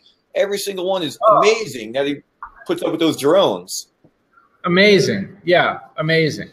Some images I've never even seen before, and none of us seen before, but now that he has the way to do it with those drones is pretty awesome. Yeah, it's absolutely amazing. It's absolutely amazing. So Daniel, and hey, go ahead. I'm saying about Lyceum also coming up. Well, Sherman College Lyceum. One of the best things about Sherman Lyceum is that Peter Kevorkian is always there, and you can hear his laugh. Yes. and that's one of my highlights of my year is hearing Peter Kevorkian's laugh under the tent at Lyceum. Truly. However, Sherman College Lyceum is. Hey, Peter, I got a gift for you. Peter. Yeah, Krispy Kreme. What's that? There's donuts for you. Oh, Krispy Kreme donuts. Yes. Sure. Yeah. So Sherman Lyceum is in May. And this year, it's actually going to be not on campus because our campus is under construction at Sherman. For people who don't know that, one of the other things that I do is I serve Sherman College on its board of trustees because I don't have enough to do. So I wanted to have something else to do. So I do that. And anyway, at the Sherman College, because they're going into construction, we're used expansion project because the school is growing. We are going to be having Sherman Lyceum at a local hotel. It's going to be the first time it's not on campus, but for good reason because it's going to, construction. But the program is, again, one of my favorite things. I consider it coming home, obviously, as an alumni. I'd love to see more Sherman alumni come to Lyceum, and come home to, their alma mater. I'm very proud of being a Sherman graduate, and I know you are as well. I know you are, Dr. Frank Hahn, yes. And we have, a certain heritage there that's really important, valuable, and unique. So, people, a couple things to keep on your highlight on the radar: the TIC events to be at, IRAPS, where we are right now. Really, you've got to be there. Sherman Lyceum every year. Okay. Mile High every year, the Berkshires event, be there every year. These things are the programs that are really the focus of the IFCO's message. Yes. So, and I'm grateful to be part of those. And every year when I set my calendar, so here's a tip for people that practice, a practice success tip, okay? Which is, and it's simple, but set a calendar. So here's what I do each year. I take some time and I go to a coffee shop or a hotel. So I go a hotel lobby, right? And it's getting loud. Can people still hear us? Are we okay? Yes, we can hear you perfect. So I go to like a hotel lobby or a coffee shop. I bring my computer or an iPad and a pad and pen. And what I do is I first write down when my kids are off from school and when their vacations are, okay? Because family's first. Then I look when Sherman is, Lyceum, IRAPS, Berkshires, Mile High, and I put those down. And then I determine what other things do I want to go to, whether they be technique programs or what else.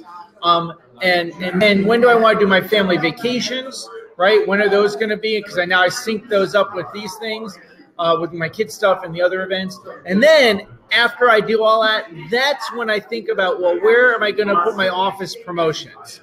Because my family and then my growth come first, because from that is how I can give to others. And my giving to others is going to be my events to my office. So I've got to make sure I take care of my family first, then my personal growth, which is the things I attend, and then I can fit in the rest of those things. And that's how I do it. That's why you see me everywhere. That's right. Because it's a plan, right? Yeah, it's a plan. And if you don't have a plan. Well, Starbucks. This is some other kind of thing from the HamptonInn.com. I don't know. But okay, Dr. Frank, we're going to take a 3-minute break because it's getting really loud here. There's a break here at IRAPS. So we'll be back with our next couple of guests in just a few minutes. So stick around. We got another half hour of program left. We got some great speakers still coming up, so stay with us. We'll be I right did back. get word from I did get word from Lacey Book. She's on her way, and she'll be there shortly. All right. Okay. All right, guys. Frank, I'm going to turn it over to you for just a couple of minutes while I go round up our next couple of guests and get things ready and see if things quiet down. Greg, Lacey Book did message me. She should be there momentarily. Okay. Be right back. See ya. Hey guys, what do you think about Danny Knowles? Isn't he a rock star? That's why I love just sitting around listening to him, chit-chatting with him. I'm always hanging out with him whenever I can. Our schedules are pretty full. We do a calendar the same exact way. I usually sit down in October or November, and I've already done it for next year. I do the same exact thing. I sit down and place all my events that I want to go to. And the schedules that I need to accomplish, and then there's maybe about 15 or 20 more weekends that are available for things that pop up, and so those are my free times, and I can fit things in. So every once in a while, we'll have an IFCO TV event that somebody asked us to come out to. That oh yes, we can fit that in. So if you know of anybody who wants to have IFCO TV at live from an event, we'll see if it fits into our calendar. We're setting up our calendar for next year right now for IFCO TV, and we already have about maybe 6 or 7 big spots filled up. Then we have big stuff to be bringing you out there in IFCO TV land too, coming next year, 2018.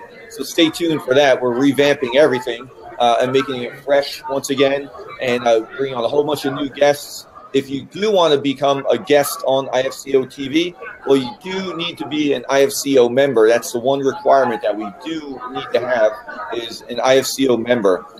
Just contact myself. Dr. Liam Schubel is another co-host. Greg Stetzel is another co-host. So there's a few of us, and any board member can get you onto IFCO TV. Just reach out to us in any way. You can always reach me. I'm on the social platforms all over the place. So what's interesting going on in your lives, guys? I know there's quite a few of us watching the show right now. Give us some feedback. Throw in some chat, something in the chat box. I'm going to just take one more break now. I see Greg is coming back on in a moment. And then I'm sure we'll have another guest on the show. I think Lacey Book should be there momentarily. And we might have a few more people pop in. We still have about maybe 30 minutes to go before this segment is over. And if you missed any portion of it, it will be on the replay on our YouTube channel. That will be youtube.com/IFCO Cairo. You can see all the replays and all the videos that we've broken down into smaller bite-sized segments. Need more coffee, Amy? Yes. Amy, where are you in the world? Are you on the East Coast, West Coast? I forget exactly.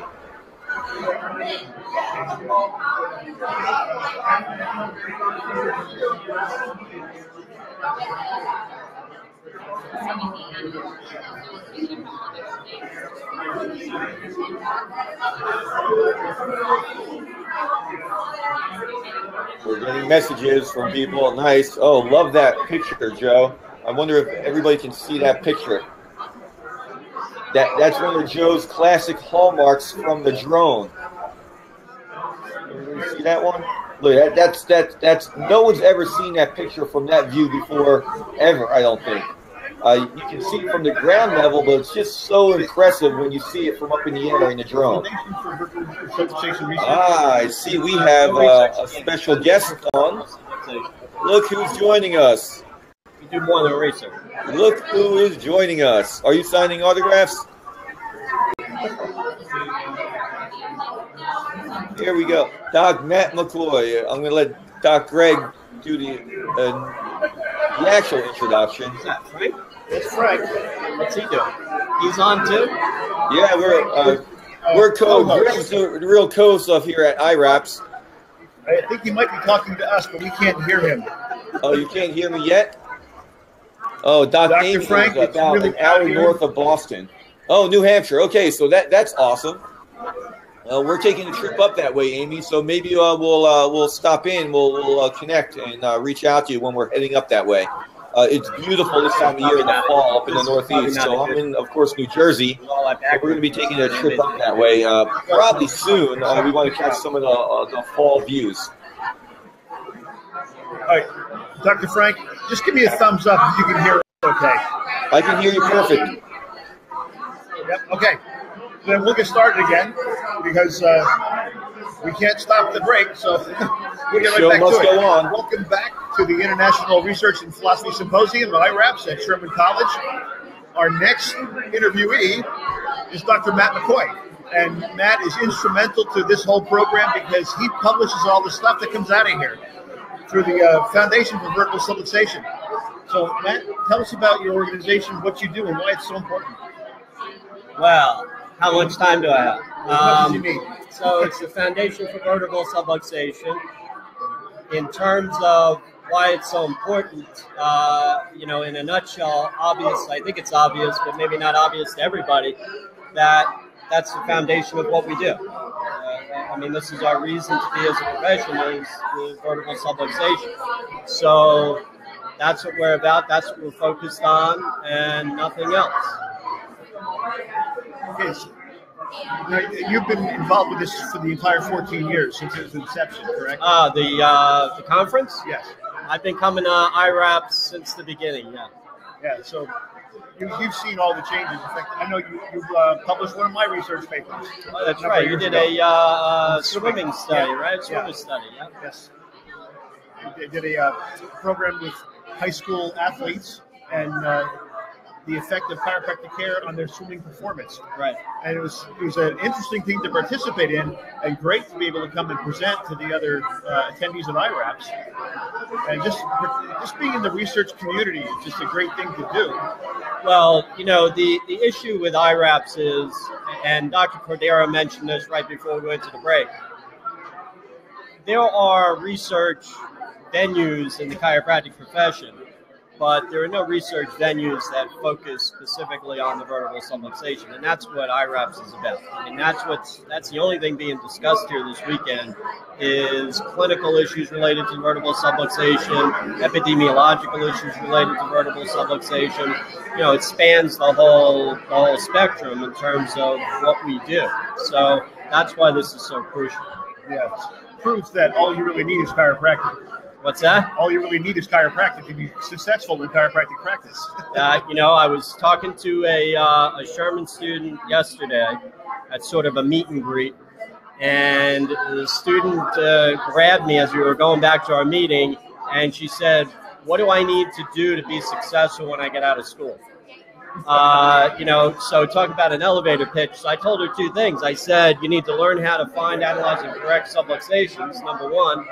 And you need to learn how to run a business.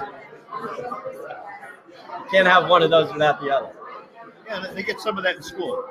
I hope so, yes. Yeah. What would you say your goals for the future with research and with your foundation? What are your goals for right now? Well, I'll tell you some of the exciting things we're working on. So right now, the most exciting thing we're working on is an epidemiological study.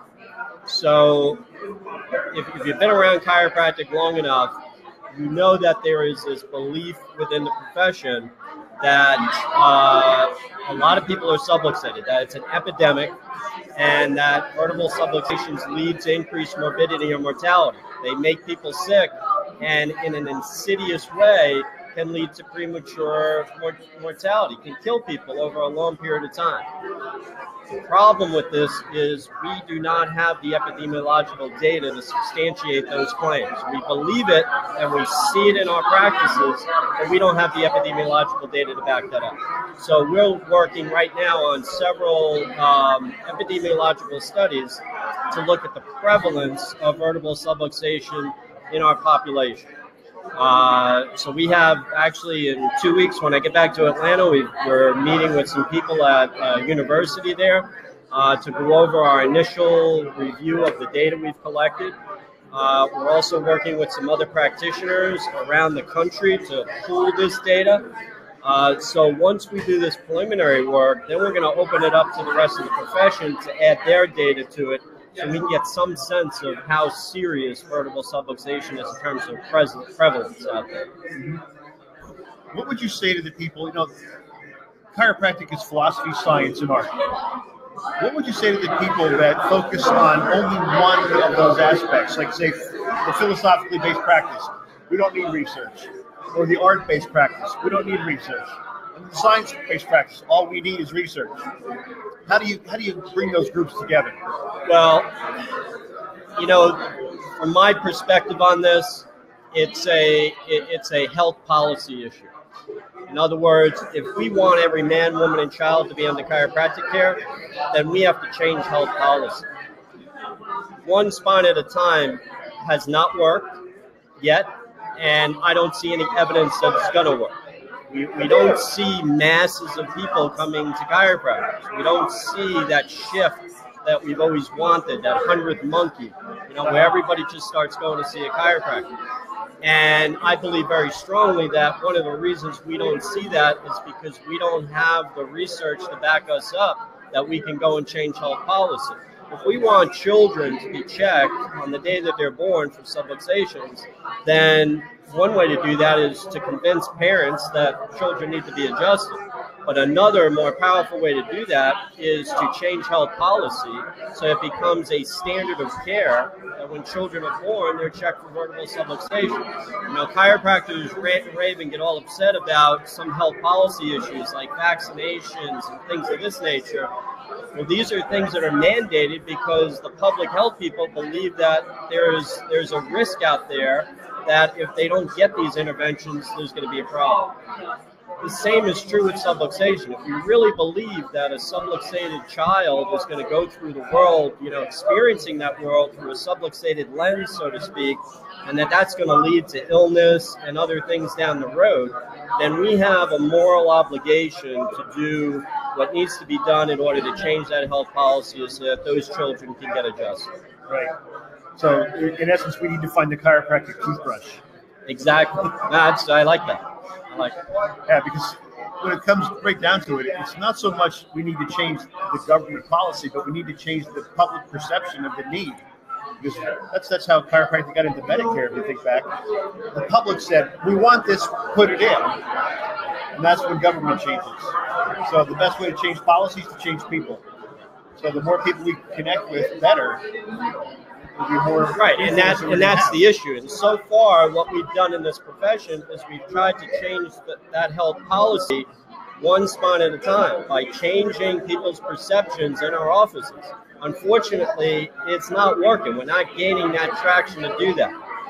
And if we can show the public and we can show health policy experts that there is a risk relative to subluxation, that it does lead to increased morbidity or mortality, and that there is an epidemic of it, then health policy will change, and they will tell people, they will tell the masses, hey, you need to get checked and see if you have this subluxation. Go to a chiropractor. And this is really the direction that I think we need to move. Yeah, we spoke to Simon Sinzon earlier, and he was telling us about what happened with NIH back in the 70s, leading us into the back pain thing. Right. And it's what happens when we allow someone outside of the profession to create our brand. Said either you choose your own philosophy or someone else will, and you may not like the outcome. And that's what we got. We got the NIH deciding what chiropractic was about, and now we've been stuck with it for the past 50 years. Was he talking about the study at the National Institute of Health, the spine manipulation? The low back pain thing. And so if we want to break that and move out of that pattern, we have to be in control of it. Right, and we're going to have to demonstrate that there's evidence that what we do has an important public health impact. I mean, that's really the bottom line. Right, and what you do really helps with that. So having you out in the field and working with the research community and making sure that it gets published and that we know how to publish it. I know that's one of the biggest things that I found when I was working on my research is that I didn't know what to do with it once I had it done. And having the foundation available to help me with that and to get it out into the community, IRAPs to present it, it helps us to get this stuff out there. We have a lot of really highly qualified and dedicated people out there doing this stuff, putting it all together, and they just need help expanding. Well, and that's the other piece of it that we didn't mention or talk about is, yes, we have to do research, and it's crucial. But if that research doesn't get out to the public, then it does nobody any good. So what we need is a research program tied to an effective marketing campaign to get it out there to the public health people, to the health policy experts, and then to the general population about what we do. So, Matt, can you tell our viewers how they can get in touch with you, how they can get in touch with the foundation? I'm pretty easy to find. Vertebralsubluxation.org is probably the easiest way, vertebralsubluxation.org. All our contact information is on there. I'm happy to talk to anybody or help anybody with any projects they have or any support you want to give us at the foundation would be greatly appreciated. And they can subscribe to your journal, correct? Absolutely. We also publish research journals. We're happy to have your subscription to those as well. Matt, thanks for joining us this morning. Sorry for the background noise, but I'm sure that everybody can hear you. We got good equipment here that we're working with. So once again, thanks for being with us, and thanks for everything you do for chiropractic, for the IFCO, and appreciate it. For research. Thanks, Frank. Well, Matt, yep, loved it. Okay, Dr. Frank, we have one more guest who's going to be great. We're going to hold off for just 2 minutes while they get people back into the room and quiet the room down. Absolutely, no problem. Dr. Lacey Book helping us to close the show. Yeah, she's showing up. I just was touching base with her on the cell phone. So she should be there momentarily, Greg. I've been keeping up with everything on the social platforms. It looks like things are going really well down there.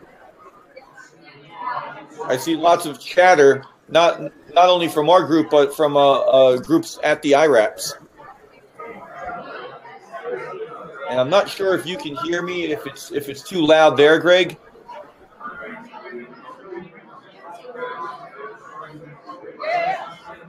All right. I think I see. Oh, there she is. Hello. Hey, Lacey. Hi. Hi. I'm having trouble looking at the camera, too. Yeah, I can't hear anything. So loud. They should be going back in about 30 seconds. So okay. Soon Jillian draws them back in, we'll get started. Where is Jillian? I haven't seen her. She's right there.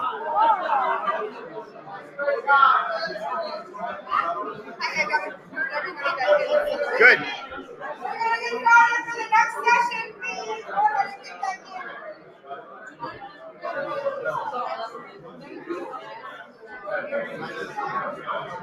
Okay, Frank, they're dragging everybody back into the room, so we're going to have some quiet here in just a moment. We'll get started with Dr. Lacey Book. Absolutely, guys. Stay tuned. You do not want to miss this. Doc Lacey is awesome. We are not in an acoustically sound room. So. No. Greg, we can hear you perfectly, so that's totally fine. You might not be able to hear me or us, but we can hear you fine. Your microphone works perfect. That's not anything important, so it's okay, that works. Yes. All right. Oh, so you guys have jokes. I see. Okay. I can make jokes too. I'm from Jersey.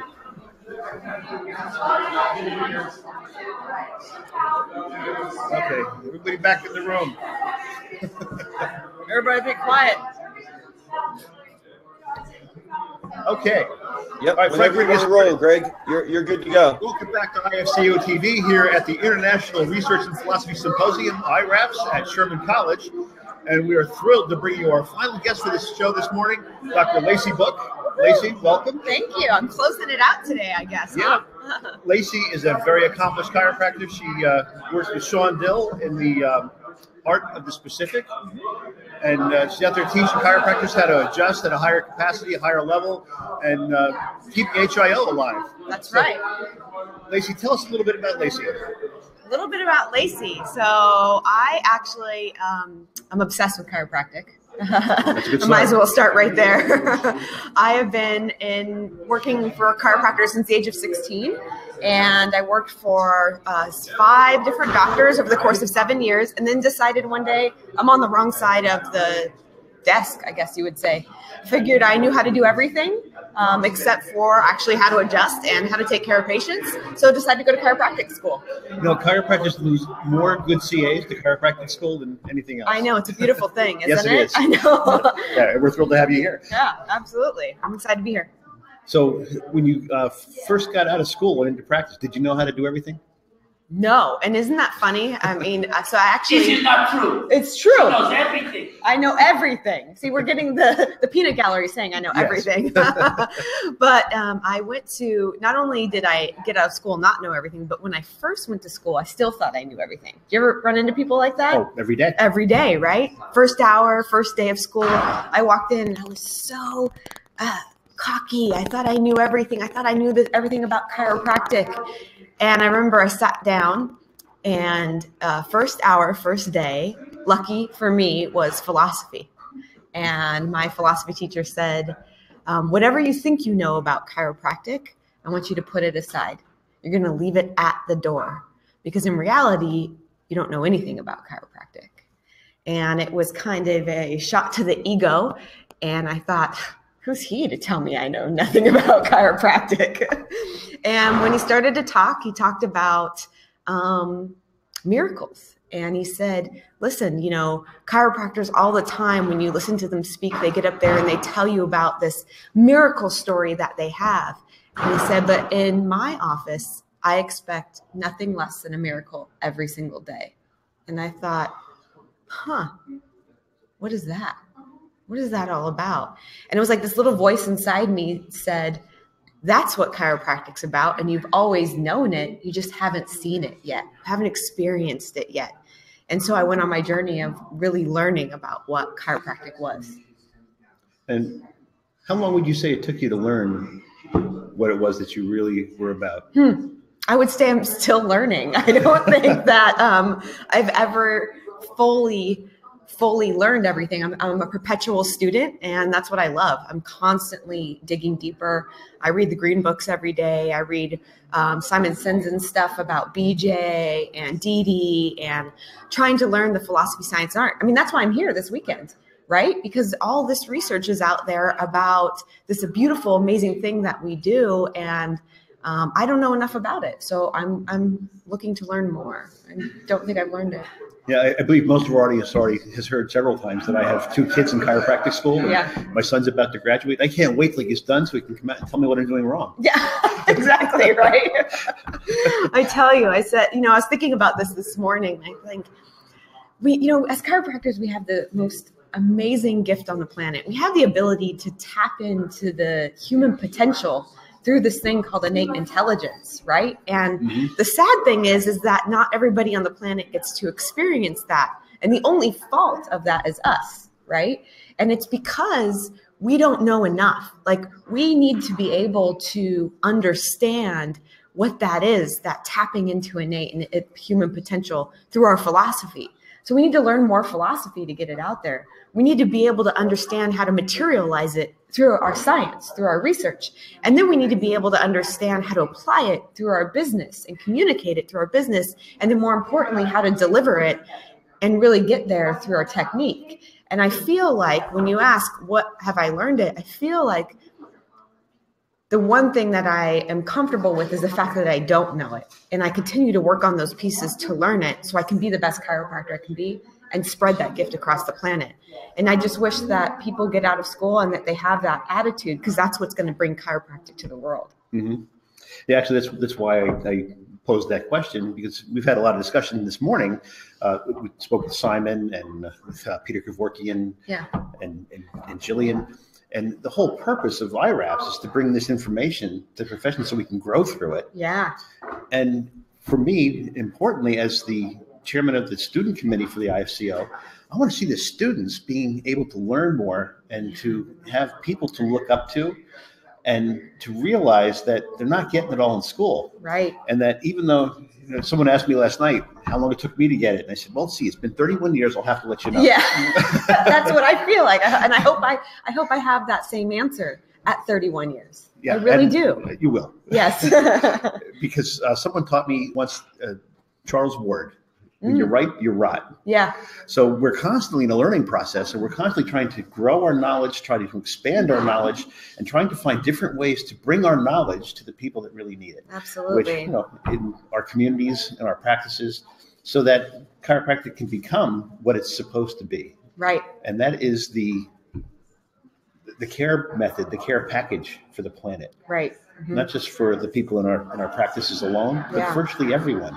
Yeah. We're talking to Matt McCoy, and what we need a chiropractic toothbrush. Yeah. So that we can find a way that everybody realizes that chiropractic is not something that they can do or not. It's an essential. Yeah. Because if your nervous system's not functioning at its highest capacity, your body can't be its best. Right. You talk about tapping into human potential. Yeah. You allow human potential to be expressed. Yeah, absolutely. Express that is actually fantastic. Yeah. So tell me, where did the adjustment specific come from? So the Art of the Specific is our technique program that myself and my husband, Dr. Sean Dill, teach. We're lucky enough and blessed enough to be able to teach it all over the planet. But it is going back to BJ and his work that he did with the knee, chest, upper cervical work. And so if you read volume 18, that's the adjustment specific. And that's what he's talking about in there, is he's actually talking about that adjustment, the specific chiropractic adjustment and how to do that. And so that's where a lot of this work comes from. A lot of people say, oh, well, do you do it like BJ did it? We do some things like BJ did it, but listen, BJ was one of the most entrepreneurial minds on the planet during his time. He was always looking for better ways to evolve and develop chiropractic. And he was always looking for ways to decrease variables, right? He was obsessed with that. And so we do a lot of things like BJ did, and we study the work like BJ did, and we look at the history. We teach the history in the Art of the Specific. We teach the philosophy. We teach the business, and then we teach the adjustment. But we do utilize tools that are more advanced because we have the ability to do so. Yeah, Reggie Gold always said that BJ did something stupid back in the 60s. Which was? He died. Yeah. And isn't that chiropractic didn't stop when BJ died. Right. Chiropractic continues to evolve and develop, and part of the work that you do is to help that process to take place. Absolutely. And it's great that we have you there doing that. Yeah. Because a lot of chiropractors don't really have all the answers yet. Go figure. Right. So, even people that have been in practice for 30 years like myself might have to go back and learn what's taking place in the research community and how we can develop our abilities and our techniques to become a better chiropractor. Now, I had the disadvantage of going to Sherman College back when all we were allowed to do was upper cervical work. Yeah. So I hear you guys teaching upper cervical work. I listen to it and go, yeah, I know that. I got that. Yeah. But the thing is that when you become proficient, when you practice it, and then you can expand upon that knowledge, you can bring a better service out to your practice, to your community, to the world. Absolutely. And that's what we're all about. And everybody always asks us, in our offices, we have 18 offices, the specific chiropractic centers. And everybody always says, so do you just do upper cervical there? And we do. All we do is work the top two bones in the neck, and that's it. We don't touch anything else. But the Art of the Specific is not meant to be that. The Art of the Specific is meant to teach you to be more proficient in an area that is so powerful. And that knowledge can be utilized and applied into any technique, right? And so that's what that's all about. Yeah. Yeah. And it's just one of the things that we hope that the students get, particularly the students that I talk to. We try to teach them communication. Yeah. So that when they communicate who they are, what they do out to their communities, to get people into the health center so they can complete their schooling. Yeah. But they understand how to communicate, and then more importantly, how to deliver. Yes. Because if you can communicate, I know a lot of really great communicators who can't deliver. That's right. Right. And they're just exceedingly unsuccessful. Yeah. And opposite of that, there's also a lot of people that can deliver and can't communicate, right? Yeah. So we try to encompass all of it. Yeah. And with the student committee, that's what we're trying to work for, is to show the students that whatever you learn in school is great, and you should work hard at it, and you should know the best you can. But the minute you graduate, you need to become proficient. Yeah. You need to work it every day. Absolutely. You need to practice it every day. One of my mentors, Dick Plummer, who taught me communications, he said that, you hold your weekly workshop and nobody shows up. What do? you do the weekly workshop. Absolutely. With nobody. Yeah, you do it to an empty That's room. what we tell people You know, too. the hardest talk you'll ever do is to an empty group of chairs. Yes, that's The right. second hardest is when one shows up. Yeah. But Absolutely. if you do that every time, you become proficient. Yeah. And it doesn't matter if there's none, one, or 1,000. Right.